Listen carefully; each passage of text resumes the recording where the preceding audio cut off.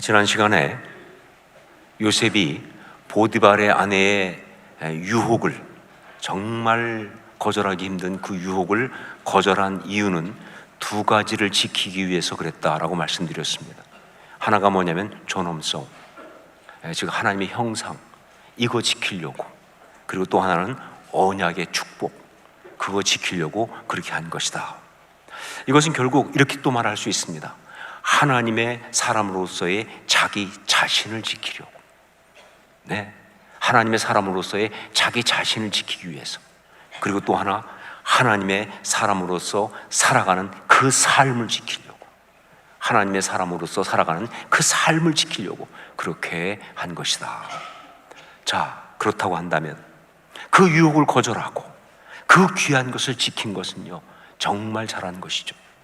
이건 정말 바르게 제대로 산 것입니다. 정말 귀한 그런 영적인 신앙적인 행동을 한 것이에요. 너무 잘한 것이죠. 그런데 그 결과 어떻게 됐습니까? 그 결과 요셉은 감옥에 가게 되었다. 여러분, 이게 인생입니다. 이게 인생이에요. 이것이 신앙인이 이 땅에서 살아가는 삶의 이야기일 수 있는 것이다. 그렇습니다. 이 땅에서의 삶은요, 그렇게 단순하지 않습니다. 그냥 잘 살면 다 좋고 잘못 살면 그다음에 벌 받고, 이런 논리가 아니에요. 그런 단순 논리가 아니에요. 신앙인의 삶은 더욱더 그렇습니다. 바르게 제대로 잘 살았지만 오히려 어려움과 고난을 겪을 수도 있다, 그 말입니다. 더군다나 그 어려움과 고난은요, 그냥 잠시 불편한 그런 어려움이나 혹은 어떤 손해나 손실을 조금 보는 정도의 그런 것이 아니라 때때로는요, 여기 감옥에 들어가는 것처럼 그렇게 도저히 이해가 되지 않는 그런 고난 가운데 들어갈 수도 있다는 것이죠. 이 감옥에 들어간다는 것, 이것은 인간이 이 땅에서 겪을 수 있는 가장 고통스러운 상황을 이야기하는 겁니다. 감옥에 들어간다는 것, 이건 인간이 이 땅에서 겪을 수 있는 가장 고통스러운 상황을 이야기한다. 그렇죠. 인간의 모든 고난은요, 그것이 어떤 것이든 간에 다 죄 때문에 오는 것입니다. 그런데 그 죄 때문에 오는 그 고난 가운데 최악의 상태를 표현할 때 뭐라고 표현하느냐? 감옥에 들어간다라고 표현하는 거예요. 감옥에 들어가는 것은 바로 그것을 말하는 것이다. 이걸 아주 잘 보여준 그러한 말씀이 예수님께서 메시아로서 공생애를 시작하시면서 친히 인용하셨던 소위 메시아 출사표라고 하는 이사야 61장 1절 3절 말씀, 메시아 출사표라고 하는 이사야 61장 1절 3절 말씀, 거기에 보면요, 그 처음 1절에 이렇게 나옵니다. 주 여호와의 영이 내게 내리셨으니 이는 여호와께서 내게 기름을 부으사 가난한 자에게 아름다운 소식을 전하게 하려 하심이라. 나를 보내사 마음이 상한 자를 고치며 포로된 자에게 자유를, 갇힌 자에게 노임을 선포하며. 메시아의 사역이 뭐냐? 죄로 인해 고통받는 영혼들을 구원하는 것, 그게 메시아의 사역인데, 그런데 그 죄로 인해 고통받는 사람들을 이 말씀에서는 어떻게 표현하고 있냐? 세 가지를 표현하고 있죠. 그것이 마음이 상한 자, 포로된 자, 그리고 갇힌 자, 이렇게 표현하고 있어요. 그런데 여러분, 히브리어의 표현상 이렇게 세 가지로 표현하게 되면요, 뒤로 갈수록 더 심각한 거예요. 뒤로 갈수록 더 아주 강한 거예요. 그러니까 인간이 죄로 인해 고통받는 것에 가장 심한 표현은 바로 뭐냐? 갇힌 자가 되는 것이다. 갇힌 자, 이것이다 하는 것이죠. 갇힌 자가 죄로 인해 가장 고통받는 그런 자를 말하는 이유가 뭐냐라고 한다면, 그렇습니다. 이 갇힌 자라는 것은요, 인간의 그 가치와 존엄성의 핵심인 자유를 철저하게 박탈당하는 상태를 말하기 때문에, 요셉이 바로 그 고통, 감옥에 갇히는 고난 가운데 빠진 겁니다. 그야말로 삶의 바닥까지 내려간 거예요. 죄로 인해 그 삶이 망가지고 그리고 무너지는 최악의 상황으로 들어간 거예요. 이거는요, 지금까지 겪었던 고난하고는 비교가 되질 않습니다. 뭐 형들한테 배신당해서 그래가지고 애굽의 노예로 팔리고 그래도 보디바라에 비해서 노예 생활하고 그것도 힘들었죠. 그것도 상상도 못했던 고난이죠. 하지만 그거하고 이 감옥의 죄수로 간 거는 비교가 안 되는 차원이 다른 이야기예요. 예, 보디발의 아내가 억울하게 모함하고 보디발이 정말 무참하게 배신하고 그리고 버리면서 그러면서 감옥에 이제 들어가게 됐을 때 정말 그것은요 목숨 붙어 있지만 그러나 인간으로서 가질 수 있는 모든 권리가 박탈당한, 그걸 살았다고 말할 수 없는 거예요. 그걸 살았다고 얘기하면 안 되죠, 그렇죠? 그런 상황에 들어가 버린 거예요. 자, 그런데 성경은요 요셉이 이렇게 정말 비교할 수 없이 고통스러운 상황에 처했다라는 이 이야기를 하면서 여기에서 우리가 보기엔 굉장히 이상한 그런 말씀을 또한 하고 있습니다. 우리 21절로 23절 말씀을 함께 읽겠습니다. 21절로 23절 같이 읽습니다. 여호와께서 요셉과 함께 하시고 그에게 인자를 더하사 간수장에게 은혜를 받게 하시매 간수장이 옥중 죄수를 다 요셉의 손에 맡김으로 그 재반 사물을 요셉이 처리하고 간수장은 그의 손에 맡긴 것을 무엇이든지 살펴보지 아니하였으니 이는 여호와께서 요셉과 함께 하심이라. 여호와께서 그를 범사에 형통하게 하셨더라. 여러분, 이 말씀 어디서 봤던 말씀 같지 않으세요? 뭔가 좀 익숙하지 않으십니까? 어디서 봤더라? 예. 그렇죠. 바로 그 앞에 나오는 그 말씀. 예. 요셉이 보디발의 집에서 노예에 있을 때 바로 그때 있었던 그 이야기와 똑같은 이야기가 여기 또 반복되고 있는 거예요.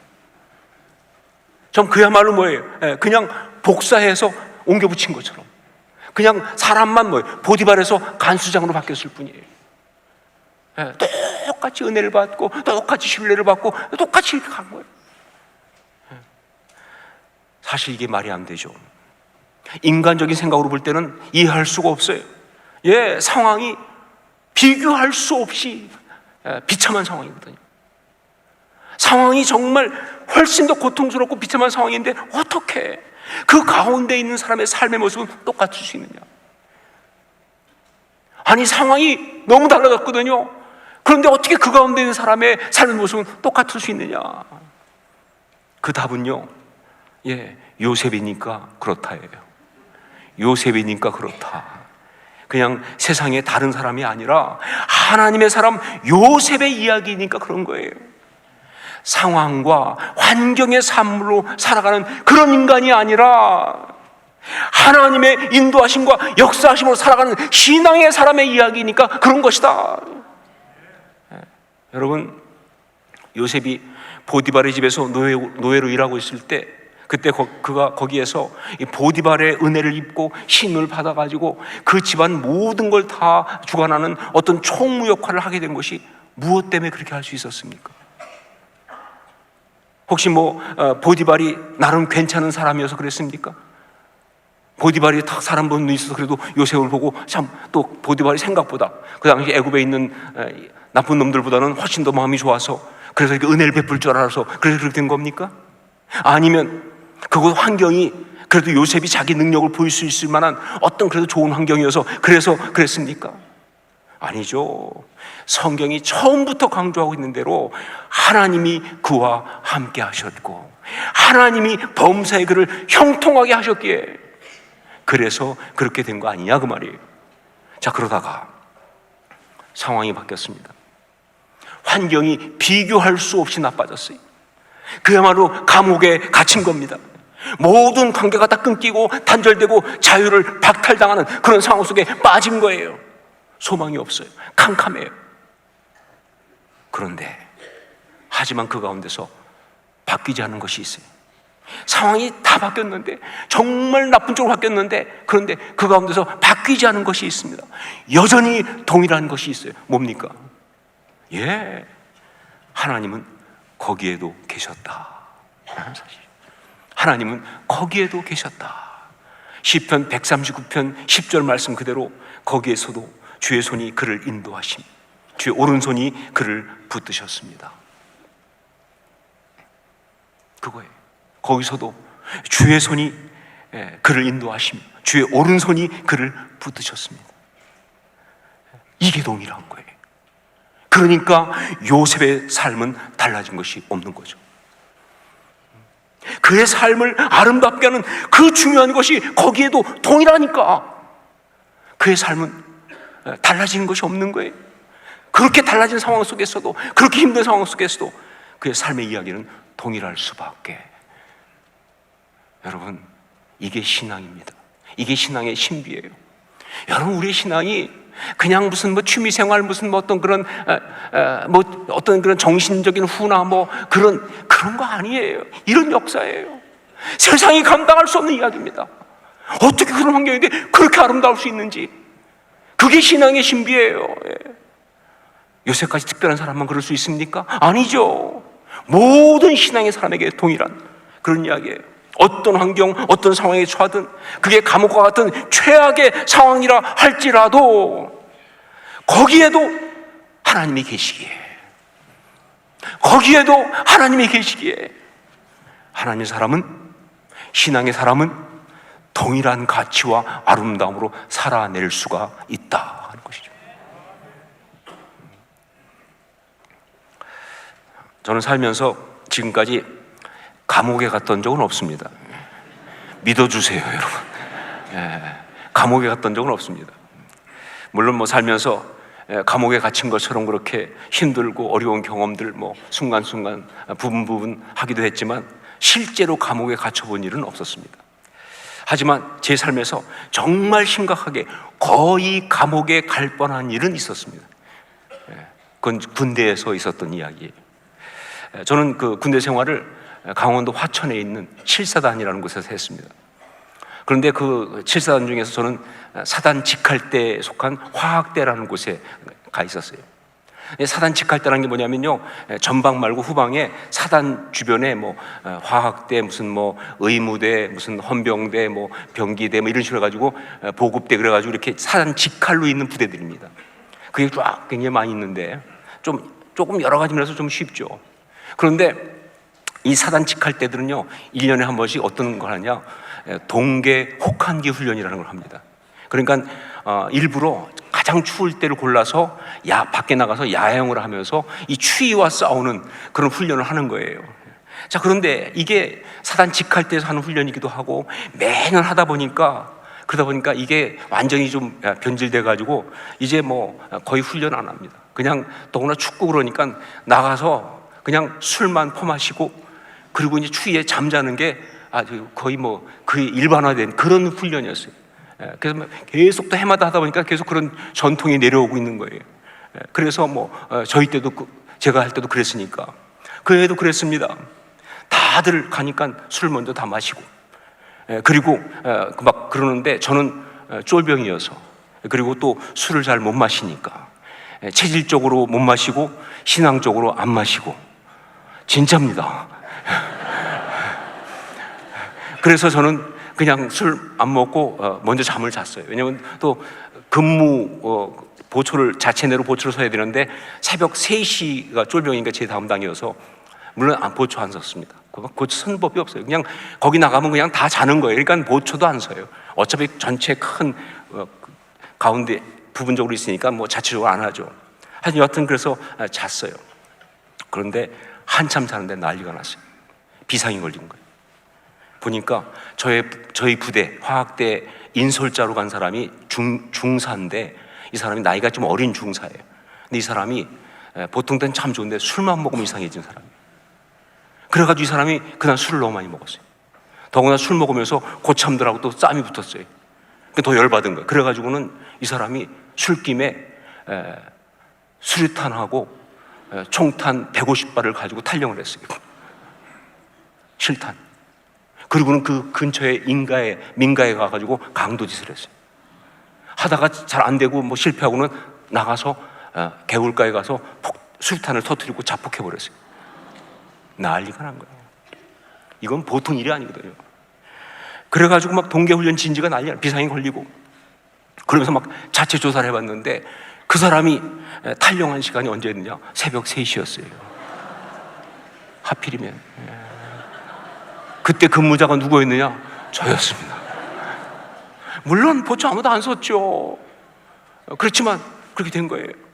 그러니까 그 보초가 보초 시간에 안 서고 잠을 자버렸다. 그래서 사고가 났다. 예, 그건 그대로 뭐예요? 남한산성 가는 거예요. 남한산성은 군대 영창을 말합니다. 남한산성에 갈 수밖에 없어요. 정말 힘든 상황이었어요. 그 밤이 너무 두렵고 너무 무섭고 또 너무 외로웠습니다. 야, 정말 사람들 상황이 그렇게 되니까요, 사람들 진짜 본색 다 드러나더라고요. 같이 군대 생활하던 사람들이 다들 모든 책임을 저한테 뒤집어 씌우는 거예요. 다들 자기들은 보초 섰다는 거예요. 같이 자놓고 말이죠. 심지어 저 앞에 있던 사람은요, 제 앞에 있는 순번에 있던 사람은요, 저하고 같이 일어났거든요. 놀래가지고. 그런데 한단 소리가 자기는 보초 쓰고 저를 깨웠는데 제가 안 일어났다는 거예요.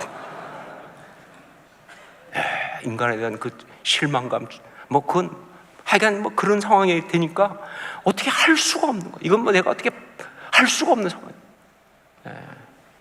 꼼짝없이 감옥에 가야 하는데 그게 얼마나 힘들고 무서운지. 군대에서는 남한산성 얘기 많이 하거든요. 그래서 대충 들어서 알고 있어요. 얼마나 그것이 무서운 것인지. 정말 인간성 다 파괴되고 정말 얼마나 고통을 받는지 알고 있어요.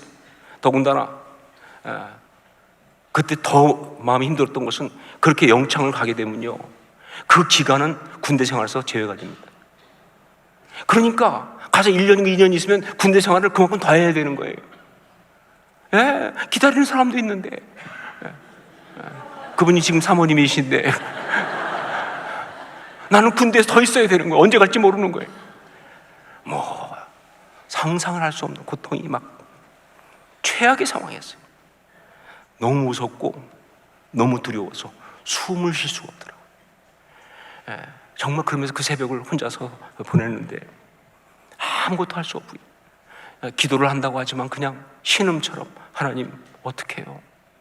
하나님 어떻게 해요? 이 소리만 하는 거예요. 정말 무력했습니다. 하나님 어떻게 이런 일이?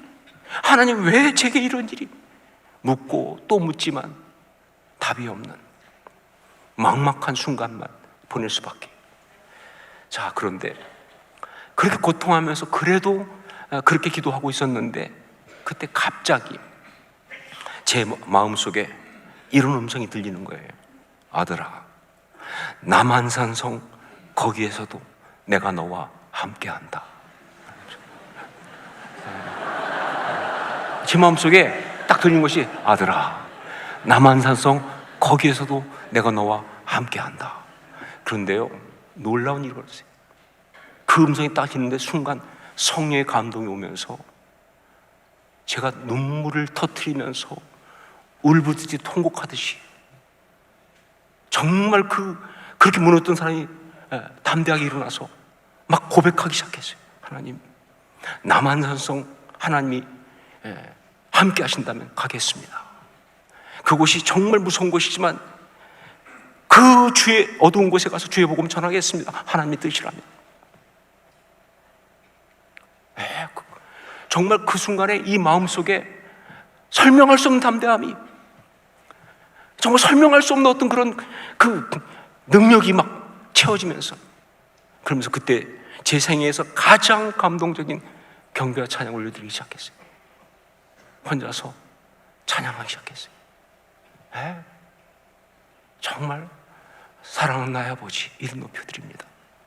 찬양하고 태산을 넘어 험국에 가도 빛 가운데 걸어가면 찬양하고. 놀라운 경험이었어요. 간증은 여기까지 끝입니다. 그런데 이 이야기를 하면 사람들이 다 간증은 끝났는데 다들 궁금해하는 게 뭐예요? 그래서 어떻게 됐느냐? 이걸 너무 궁금해하시는 거예요.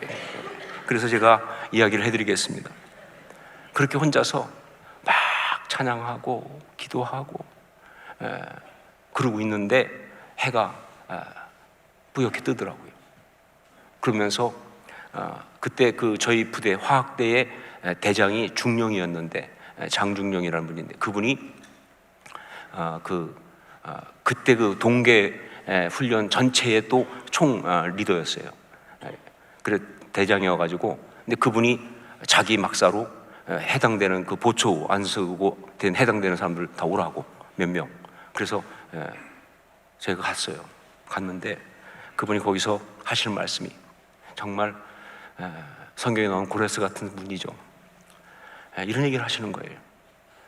예수 안 믿는 사람이에요. 그런데 내가 너희들 몇 명 영창 보낸다고 그래서 이 책임 면할 수 없다는 거 내가 안다. 그러니까 너희들은 그냥 모른다고 그래라. 내가 책임지고 옷 벗겠다. 그래서 살아났어요, 제가요. 그래서 지금 여기 있는 겁니다. 아니면 여기 없었겠죠, 그렇죠? 예. 예. 저는 그 이후 정말 여러 번 그때 이야기를 생각하고 또 여러 번 설교하면서 그 이야기를 간증으로 나누기도 하는데 그때마다 정말 은혜가 생생해.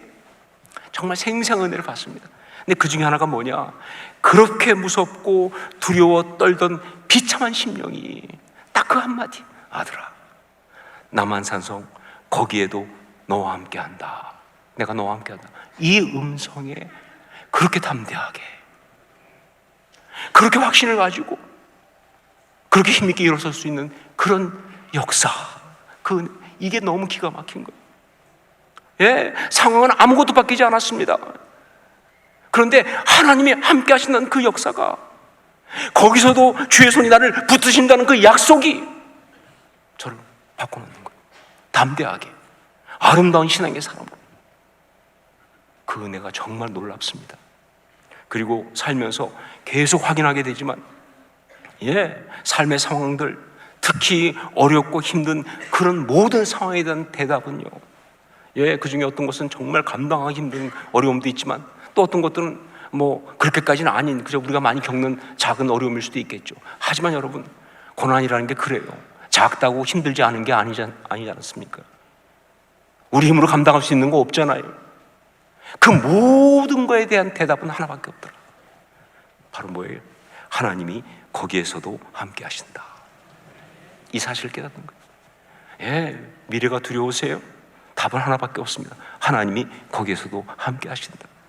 경제적인 어려움이 예상되십니까? 답은 하나밖에 없어요. 하나님이 거기에서도 함께 하신다.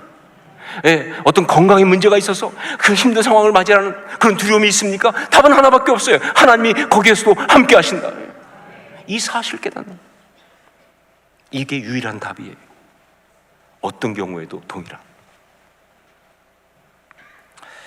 요셉이 감옥이라고 하는 인생 최악의 상황에 들어갔지만, 그러나 그 삶의 아름다움과 존귀함, 그리고 그 하나님의 형상이 여전히 동일하다는 이 말씀을 성경이 우리에게 주시면서 하나님은 우리에게 이렇게 말씀하십니다. 너도 그렇게 살아야 한다. 그리고 너도 그렇게 살 수 있다라고. 너도 그렇게 살아야 한다. 너도 그렇게 살 수 있다. 왜냐하면 이거는요, 요셉이 특별한 사람이어서 그렇게 산 것이 아니기 때문에, 그가 우리와 동일한 신앙의 사람, 하나님의 사람이어서 그렇게 산 것이기 때문에 우리도 그렇게 살 수 있다고 믿습니다. 그러므로 사랑하는 여러분, 지금 어떤 상황에 있든지, 상황이 어떻고 앞으로의 삶의 어떤 이야기 어떻고, 혹은 어떤 삶 가운데 원하지 않던, 예상하지 못했던 어려움이 오든 상관없이 늘 한 가지만 기억하십시오. 한 가지만 기억하십시오. 그것이 바로 거기서도 주의 손이 나를 붙드시며, 이 말씀입니다. 거기서도 주의 손이 나를 붙드시며, 거기서도 주의 손이 나를 붙드시며.